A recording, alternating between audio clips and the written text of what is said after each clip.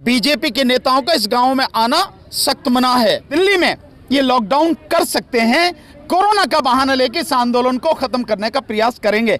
पर मैं आपके माध्यम से सरकार को एक चेतावनी दे रहा हूं कि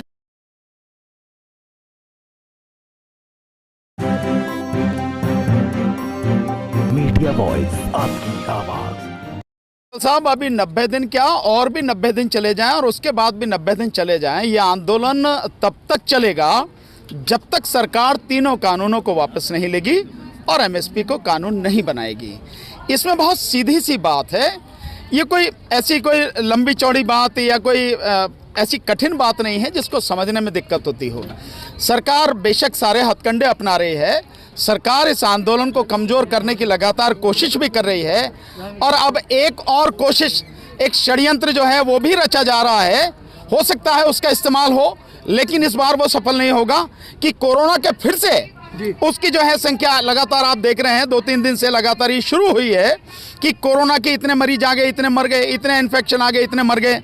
महाराष्ट्र में भी, और महाराष्ट्र में भी उन जगह पर जहां किसान आंदोलन है वहां को टारगेट करके जो है लगातार लॉकडाउन वगैरह, और यहां भी ये कोशिश हो सकती है, लेकिन इस बार ये सफल नहीं होगी कोशिश। ये आंदोलन जो इसका लक्ष्य है उस लक्ष्य को पूरे किए बिना किसी भी हालत में बंद नहीं होगा। लेकिन वकील साहब, आपको नहीं लगता आप किसानों को भी अपनी रणनीति में थोड़ा बदलाव लाना चाहिए? नहीं तो कर रहे हैं हम रणनीति में बदलाव, आपने देखा नहीं, आपने कवर नहीं किया।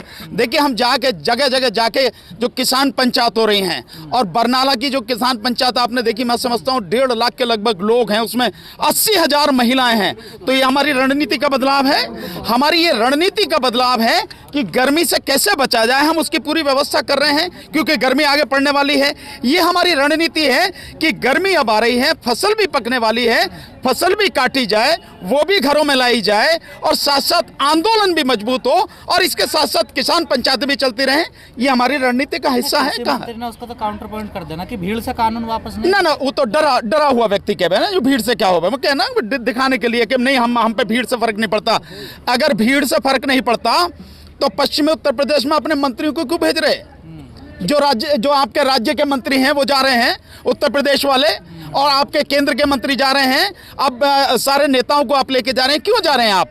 और क्यों आप जब जा रहे हैं तो क्यों लगातार जो गांव के लोग हैं उन्होंने गांव के बाहर ही लिख दिया है कि बीजेपी के नेताओं का इस गांव में आना सख्त मना है। आपको ये समझाने जा रहे हैं ना, वो कह रहे हैं। नहीं, हमें समझाने की जरूरत नहीं है, समझने की उन्हें जरूरत है।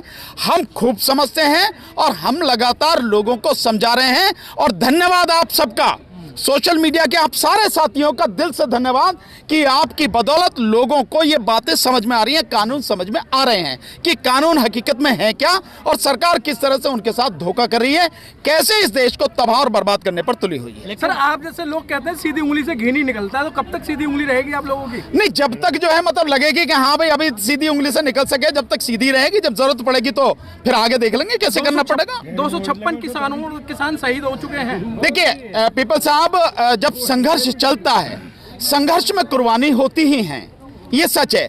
ये सच है कि जो हमारे बीच से हमारे साथी 256 साथी चले गए हैं, वो उनके प्रति हमारी संवेदना है, हम समझते हैं, उनका दर्द समझते हैं, उनके परिवार का दर्द समझते हैं। लेकिन संघर्ष है, इस संघर्ष में कब तक चलेगा हम नहीं जानते हैं, पर संघर्ष में ये कुर्बानियां देनी पड़ती हैं, समय भी होता है, पैसा भी बर्बाद होता है, जान भी जाती है, चोटें भी खाई जाती हैं, FIR भी होती हैं, जेल भी जाना पड़ता है, सब तरह की सारी चीजें होती हैं। ये हिस्सा है संघर्ष का, इससे घबराने की जरूरत नहीं। सर, सरकार की मंशा है कि गाजियाबाद को भी जैसे कोरोना उसमें लेके इसमें यहाँ भी लॉकडाउन लगने की संभावना नहीं। मैं तो देखिए इस बात की, मैं तो आपको बता रहा हूँ, पहले मैं इसीलिए बता रहा हूँ कि अब जैसे आप देखेंगे कि CA NRC का आंदोलन था, बहुत जबरदस्त आंदोलन था, पूरे देश में आंदोलन था। मोदी जी ने 4 घंटे के टाइम देके और पूरे देश में लॉकडाउन कर दिया। ठीक इसी तरह की स्थिति, ये आंदोलन, इन्होंने सारे हथकंडे अपना लिए, इन्होंने बल प्रयोग कर लिया, इन्होंने षड्यंत्र कर लिया, इन्होंने रास्ते रोक दिए, रास्ते में कील गाड़ दी, और जितनी भी चीजें कर सकते हैं इन्होंने नकली किसान बना लिए। उन नकली किसानों से, किसान संगठनों से बात करने की बात कर रहे, तब तो कहीं भी नजर नहीं आ रहा कोई भी। तो जितने भी हथकंडे ये अपना सकते थे इन्होंने मुकदमे बना दिए, लोगों को गिरफ्तार भी कर रहे हैं, जेल में भी डाल दिया है, पिटाई भी कर रहे हैं। उस सब के बावजूद भी आंदोलन दिन प्रतिदिन और मजबूत और व्यापक होता चला जा रहा है पूरे देश में। तो सरकार की इन बातों से कोई फर्क नहीं पड़ेगा, जो भी कर ले। और इसीलिए जो ये सब अब इनसे फर्क नहीं पड़ा, तो अब ये कोरोना का ये नया जो काम है वो कोरोना की वजह से ही, चाहे गाजियाबाद हो सकता है एनसीआर कर दें, गाजियाबाद से काम नहीं चलेगा क्योंकि आंदोलन तो सारा एनसीआर में है। अगर आप सिंगू बॉर्डर जाएं वो भी एनसीआर में है, आप टिकरी बॉर्डर जाएं वो भी एनसीआर में है, आप अगर उधर चले जाएं शाहजहाँपुर बॉर्डर पर वो भी एनसीआर में, पलवल वाला भी एनसीआर में, और ये तो है ही है एनसीआर में। तो एनसीआर में और दिल्ली में ये लॉकडाउन कर सकते हैं, कोरोना का बहाना लेके इस आंदोलन को खत्म करने का प्रयास करेंगे। पर मैं आपके माध्यम से सरकार को एक चेतावनी दे रहा हूं कि जो उसने एससीए एनआरसी में किया वो अब यहां सफल नहीं होगा, चाहे कितनी भी कोशिश कर लें। हमें मालूम है कि कोरोना असलियत में कुछ नहीं है, केवल सरकारी कोरोना है। और सरकारी कोरोना ये सिर्फ लोगों को तबाह करने के लिए और जो उद्योगपति पूंजीपति हैं उनके लिए नीति बनाने, कानून बनाने, उनको फायदा पहुंचाने के लिए ये सारी चीजें की गई हैं, मेन स्ट्रीम मीडिया और कुछ नहीं है। सर, मेन स्ट्रीम मीडिया बार बार ये दिखा रहा है टेंटों में लोग नहीं है और यहाँ जनसंख्या कम है। नहीं, मैं आपसे एक चीज बार बार कहता हूं, मेन स्ट्रीम मीडिया आप हैं कपिल साहब, पीपल साहब आप हैं, ये गजेंद्र हैं, राहुल जी हैं, ये सारे के सारे साथी मेन स्ट्रीम मीडिया आप हैं। आज की तारीख में जिस मीडिया की बात करें वो तो दलाल और गुलाम मीडिया, और उसे अब कोई देखता नहीं है। अगर लोगों को फैक्ट कंफर्म करने होते हैं तो वो सोशल मीडिया को देखता है, उन्हें नहीं देखता।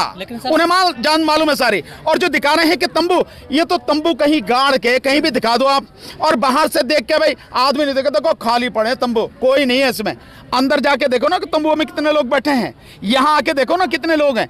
ये सिर्फ एक उनकी टैक्टिस है जिसमें वो पूरी तरह से फेल हैं, और किसी भी हालत में उनकी ये टैक्टिस सफल नहीं हो सकती। लेकिन वकील साहब, जिस प्रकार से अब सरकार से बातचीत बंद है किसानों की, आपको नहीं लगता कि किसानों में हताशा बढ़ेगी? नहीं, बिल्कुल भी नहीं। किसानों में हताशा, एक को भी बता दो, एक किसान में इस बात से कोई हताशा हो। आप सारे के सारे मीडिया के साथी हैं, मैं आपसे रिक्वेस्ट कर रहा हूं, ढूंढ के लेकर आओ, पकड़ के लेकर आओ कि देखो इसमें हताशा है। एक भी किसान साथी में कोई हताशा नहीं है, बल्कि अब वो दुगने जोश से काम कर रहा है, क्योंकि उसे मालूम हो गया है जिस तरह से जो मोदी सरकार के मंत्री हैं, नेता हैं, बीजेपी के नेता हैं, इनके लिए सरकार जो पब्लिक है उसका विरोध लगातार सामने आ रहा है, और आप ही लोग दिखा रहे हो उस सबको। नहीं, बातचीत का रास्ता सरकार को जब खोलना हो खोल ले, हमें कोई दिक्कत नहीं है। और वैसे हकीकत में इसमें बातचीत करने की कोई जरूरत भी नहीं है।